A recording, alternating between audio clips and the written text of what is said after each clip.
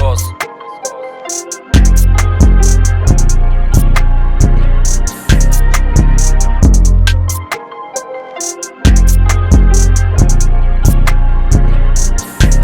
Kusama ga Seito Kaichu. L'histoire commence lorsque Izumi Hayato participe aux élections du président du conseil des élèves. Cependant, il n'est pas tout seul à vouloir être le président. Une jeune et belle fille nommée Wakana Ui se présente elle aussi aux élections. Cette dernière a fait des promesses d'amour et de romance en lançant des préservatifs dans le public. Ouais, rien que ça. C'est alors que notre jeune protagoniste perdit les élections et devint le vice-président. En rentrant chez lui, ses parents lui annoncent qu'il est victime d'un mariage arrangé et que sa fiancée n'est autre que Wakana Ui. L'anime a pour genre comédie, ecchi, romance, school life, slice of life et pour thème école, harem, quotidien.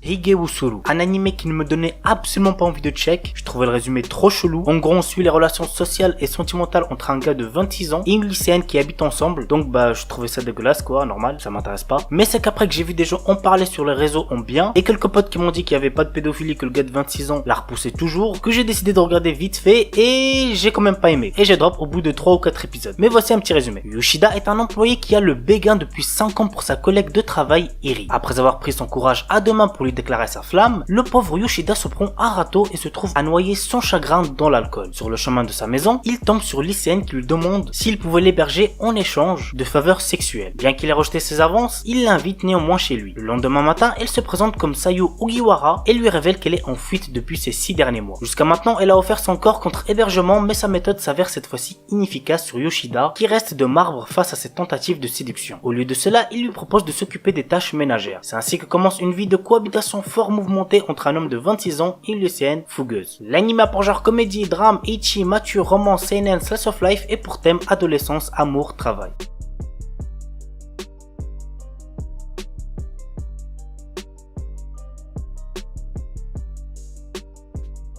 Atsukoi Limited. L'histoire se déroule dans le milieu scolaire. Arihara Ayumi reçoit une lettre d'amour de la part d'un lycéen très grand et intimidant, Zetsu Misao, en lui demandant de sortir avec lui. L'histoire suit aussi les vies quotidiennes d'autres filles et garçons dans leurs relations amoureuses. L'anime a pour genre comédie, ecchi, romance, school life, shonen, slice of life et pour thème école.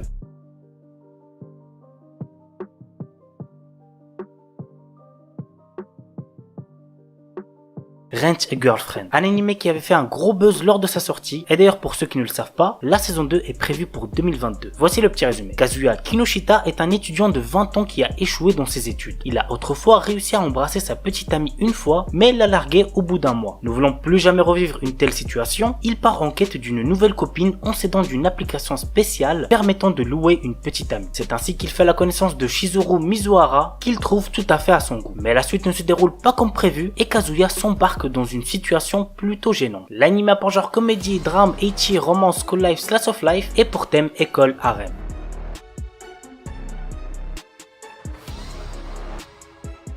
Bon, celui-là commence à devenir extrêmement connu, mais on sait jamais, peut-être que certains d'entre vous ne le connaissent toujours pas. Il s'agit de Kakegurui. Voici le résumé. Dans cette école, ce sont ni les résultats scolaires, ni les performances sportives qui comptent, mais les prouesses au jeu de hasard. Des sommes parfois colossales peuvent être pariées. Les élèves les plus forts sont enviés, les plus faibles persécutés. Yumeko, une nouvelle élève, est immédiatement placée sur la liste des personnalités à surveiller. Étrangement, elle ne semble pas être là pour gagner, mais par pur amour du jeu et de l'excitation. L'anime a pour genre action, drame, ecchi, horreur, épouvante, mystère psychologique, school life et pour thème école, jeu.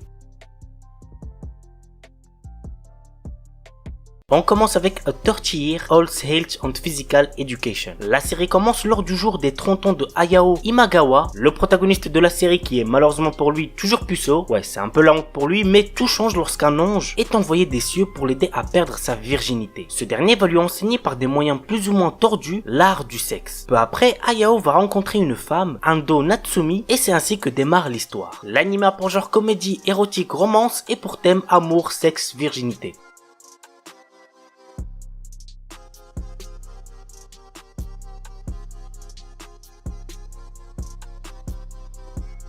Domestic Nakanojo. Les gars, c'est un animé de romance incontournable. Vraiment, si vous l'avez toujours pas vu, foncez. Natsuo, lycéen, est secrètement amoureux de Ina, pétillante prof d'anglais qui a beaucoup de succès. Lors d'une soirée, il va rencontrer Rui, une fille peu sociable avec laquelle il va coucher. Peu de temps après, son père lui annonce qu'il va se remarier avec une femme ayant 2 filles qui ne sont autres que Rui et Ina. L'anime a pour genre drame, romance, school life, slice of life et pour thème école, famille, littérature, quotidien, sexe, triangle amoureux.